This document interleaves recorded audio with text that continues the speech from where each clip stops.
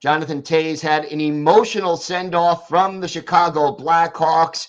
Jack Bushman of Locked On Blackhawks is here to talk about that and all things Chicago as we head into the offseason. All that coming up on this episode of the Locked On NHL Podcast.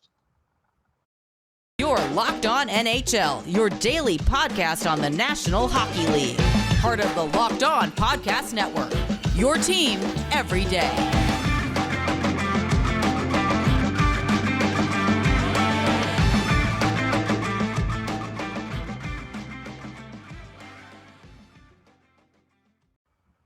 And welcome, everybody, to the Monday edition of the Locked On NHL Podcast, part of the Locked On Podcast Network, your team every day. And I want to thank everyone for making Locked On NHL your first listen every day. We are free and available on all platforms. Today's episode is brought to you by HelloFresh. Skip trips to the grocery store and count on HelloFresh to make home cooking easy, fun, and affordable. That's why it's America's #1 meal kit. Go to HelloFresh.com/NHL60 and use code NHL60 for 60% off plus free shipping.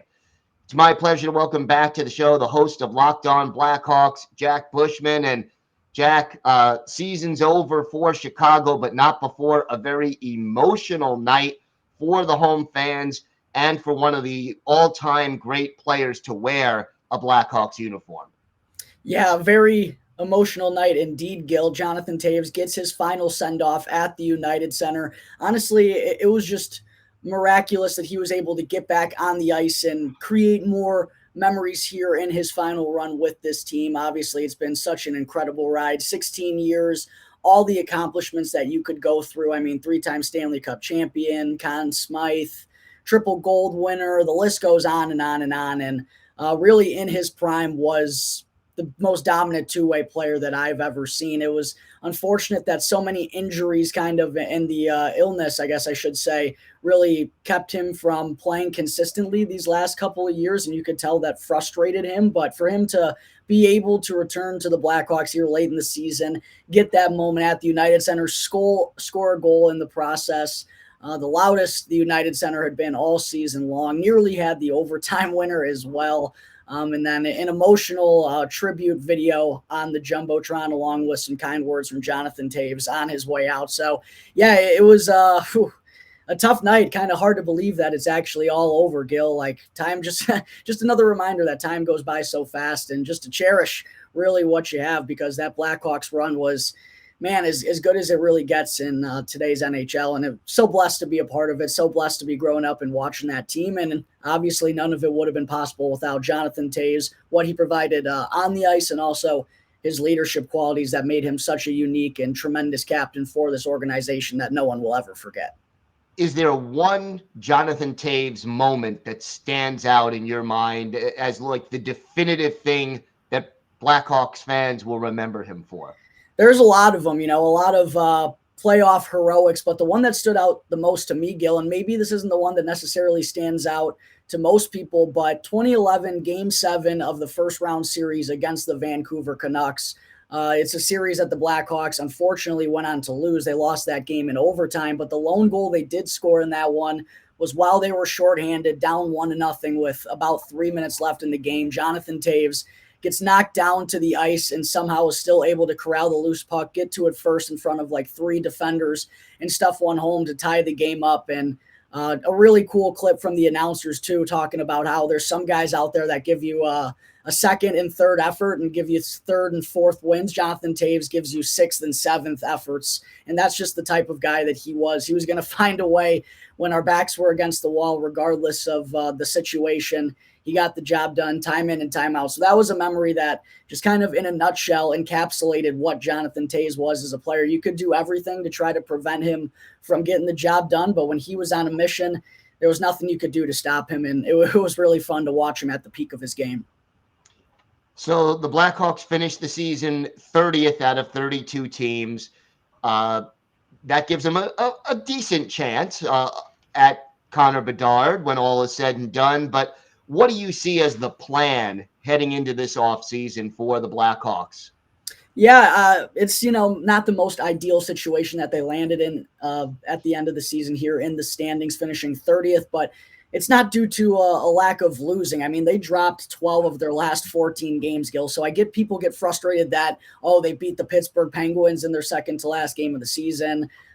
They picked up a point in that OT loss against the Flyers. They also beat the Calgary Flames a week before as well, but they were still losing at a pretty acceptable pace if you want to be able to, get that number one overall pick. The problem was the Anaheim Ducks lost all 12 of their final games of the season, so they just did it a little bit better than anyone else did. But I still think the Blackhawks are in a good spot. Regardless of where they finish, they were still going to need the ping pong balls to bounce their way. Yes, you wanted to have the best chance, but at the end of the day, it's going to bounce the way it's going to bounce. So we're just going to have to keep our fingers crossed. That's how it was going to be regardless. But for the Blackhawks this offseason, I don't really think they're going to be all that active. We heard general manager Kyle Davidson mention that he's not really going to be giving out any long-term contracts this year. So maybe we'll see them go kind of the same route they did this past year where, giving out a 1-year deal to Max Domi and a 1-year deal to Andreas Athanasiou to potentially flip them at the deadline. I think that's what the Blackhawks are probably only going to be doing roster-wise, but I'll tell you what, I expect them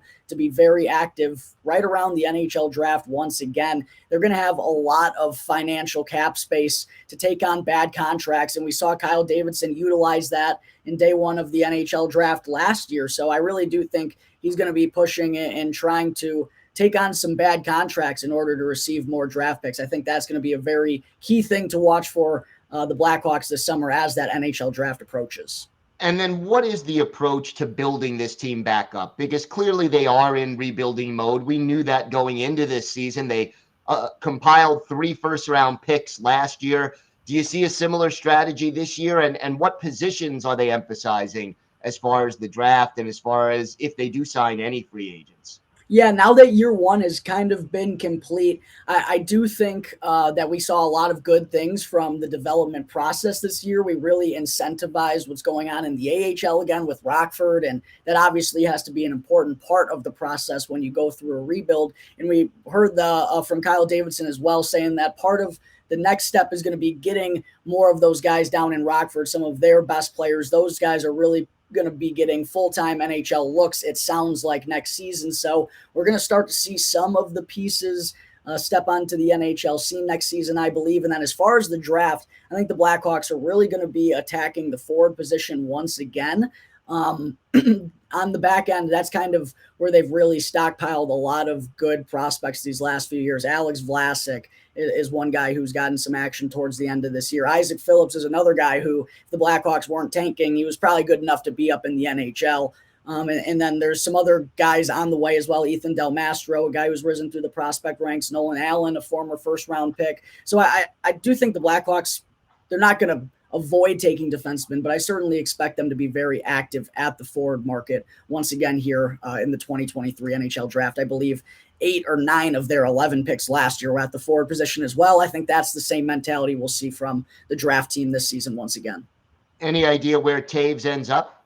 I don't even think he knows where he ends up, but it was kind of interesting to hear when he talked in his post-game presser, kind of, obviously didn't make a decision one way or the other, but he did kind of make it sound like retirement is certainly on his mind. He mentioned, it's kind of intriguing thinking about, all the stuff that he's had to put on the back burner during his NHL career, and playing for another organization other than the Blackhawks is kind of a little odd, but he is a tremendous competitor. We all know that. The Blackhawks obviously haven't given him an opportunity to compete for a Stanley Cup in recent years, so we'll see. I do ultimately think, though, it's going to come down to his body. If that's good enough to play, I do expect him to return and continue to play hockey. I think he's just too much of a competitor to turn away that opportunity if his body allows him to. So we'll see.